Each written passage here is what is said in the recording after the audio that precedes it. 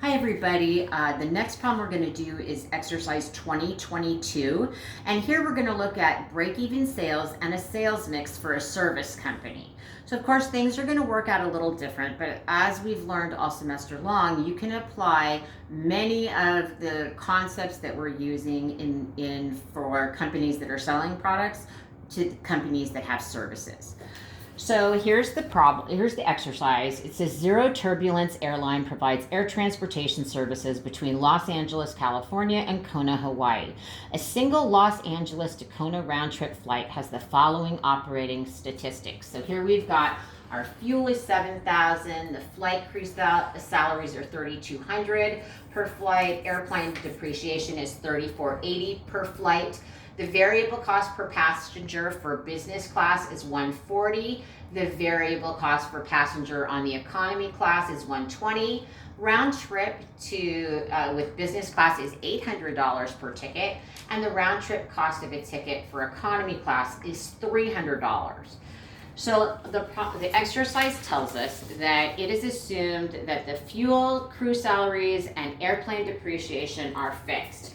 So we've got our fuel, we've got our depreciation, and we've got and our salaries. Those are all fixed. If we add all three of these costs together, our total fixed costs come to $13,680 per flight, regardless of the number of seats sold for the round trip flight, right? And that makes sense, right? So let me put FC here just so you remember their fixed costs, right? Those fixed costs don't change regardless if we sell one ticket or if we sell out the entire airplane.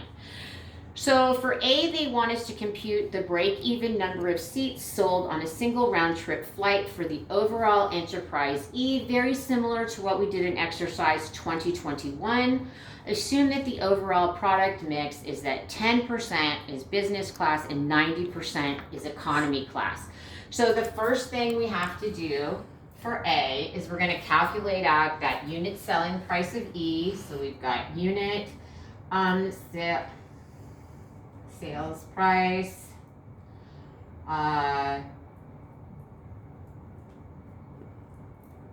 for E. So that's the first thing we're going to do.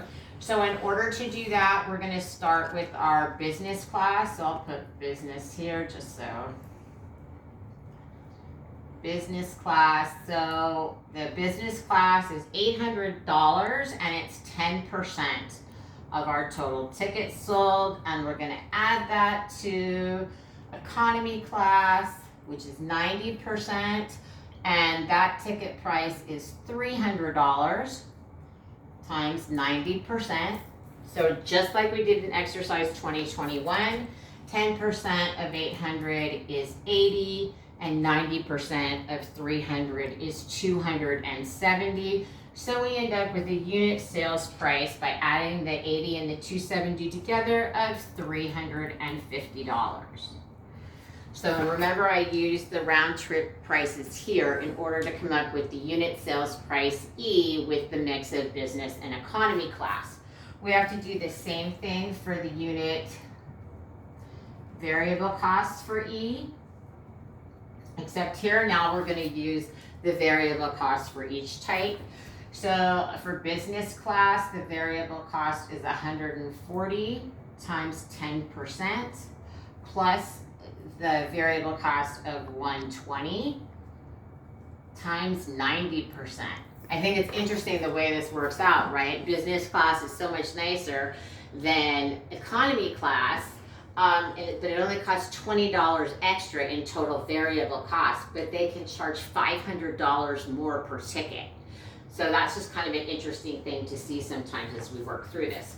All right, so to finish out the unit variable cost, 10% of 140 is 14, then 90% of 120 is 108. So we end up with a unit variable cost here for E of $122. And remember, E is that hypothetical total enterprise product that's made up of our total sales mix. So now we can do the unit contribution margin for E, for E, which is going to equal the sales price for E minus the variable cost for E of $122. And so that's going to work out to $228 for our unit contribution margins. So now we can do our break-even point in seats. So we've got our break-even point seats for E. And remember again, that's going to be our total fixed cost of $13,680 per flight. $680 per flight divided by the contribution margin for unit of E of 228. So that's a total of 60 seats. So then for B, they want us to calculate how many first class seats and how many business class seats, how many economy class seats. So business class seats.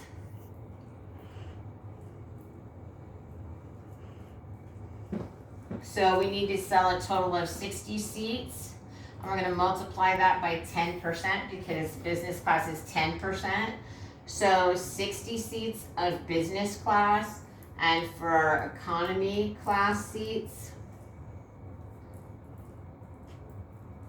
it's going to be 60 times 90%, which is going to be 54 seats.